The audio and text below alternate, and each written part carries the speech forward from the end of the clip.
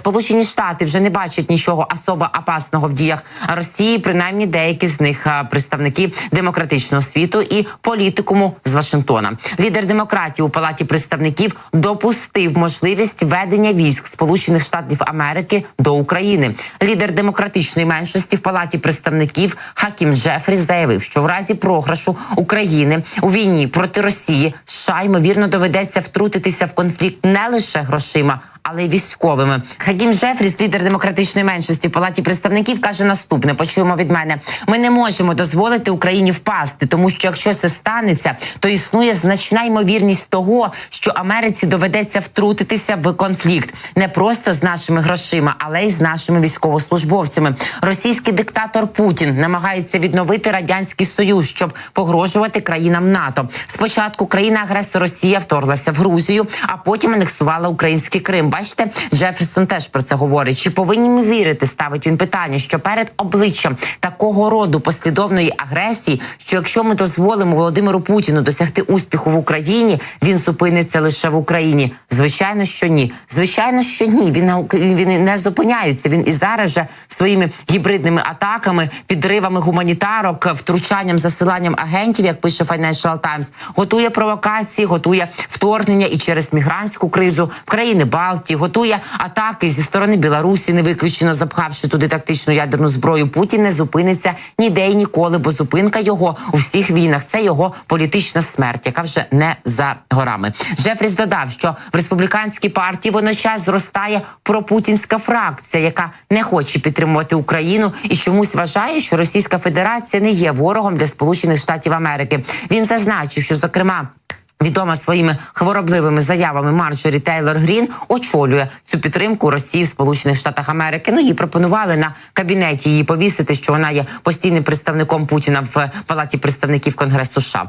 Нагадаю, що після конференції з підтримки України, яка відбулася в Парижі 26 лютого, президент Франції Еммануель Макрон невпинно говорить про те, що західні союзники в тому чи іншому форматі можуть надати війська для допомоги Україні в її перемозі над Росією. І це вже підхоплюють, бачимо, і не лише на країнах європейського терену і простору, а й в Сполучених Штатах Америки. Зокрема, низка країн НАТО у відповідь на заяви Макрона спершу публічно відкидала цю ідею. Саме Штати були там. Зокрема, Польща, Штати, Німеччина, Чехія, Канада, Велика Британія говорили «no», це без варіантів неможливо. Можливість відправки військових не стали відкидати водночас одразу прем'єрка Естонії Кая Калас, а також міністр оборони Литви Арвідас Анушаускас. Він уточнив тоді, що йдеться тільки про навчальні місії. Глава Генштабу армії Нідерландів генерал Онно Ейхельсхейм заявив, що слід залишити всі варіанти відкритими. Агентство AFP з посиланням на джерело повідомляло, що європейські країни-учасниці НАТО тижнями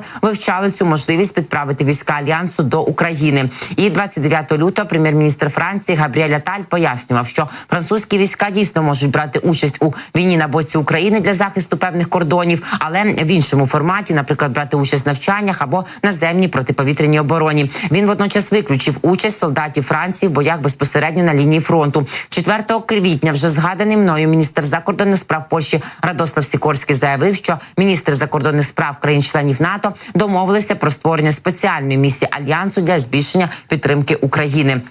Про те, для чого росіяни вже знайшли тут французькі війська, продовжують виконувати так очевидно маразматичні заяви свого Наришкіна, про те, які 3 послання привіз Сі Цзіньпін до Парижа і як багато там України, а також про реанімацію Кадирова, чи готуються, чи як довго це все триватиме. Сергій Жирнов, екс-співробітник КДБ та служби зовнішньої розвідки Російської Федерації, долучається до нашого ефіру. Сергій, здравствуйте, рада вас видеть.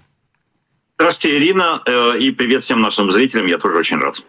Мы уже слышим, Сергей, из Вашингтона просто заявление о том, что если Путин будет идти дальше, если не будет должной помощи деньгами, если будут прорывы на линии фронта, то придется платить уже не деньгами, а солдатами и водить войска практически. По крайней мере, нам об этом говорит лидер демократов в Палате представителей Конгресса Соединенных Штатов Америки Хаким Джефрис.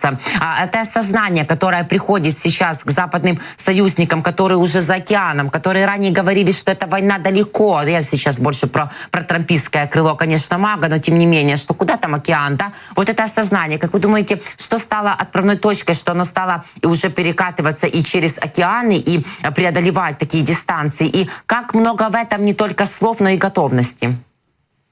Вы знаете, в этом роль, наверное, самая большая Макрона, президента французского Макрона, потому что он запустил такой пробный камень 26 февраля, когда он собирал во Франции 21 страну для организации помощи Украине, на фоне того, что Америка тогда занималась проволочками, не могли они согласовать пакет помощи Украине. И Европа взяла лидерство в этом деле, в частности, президент Франции Эммануэль Макрон.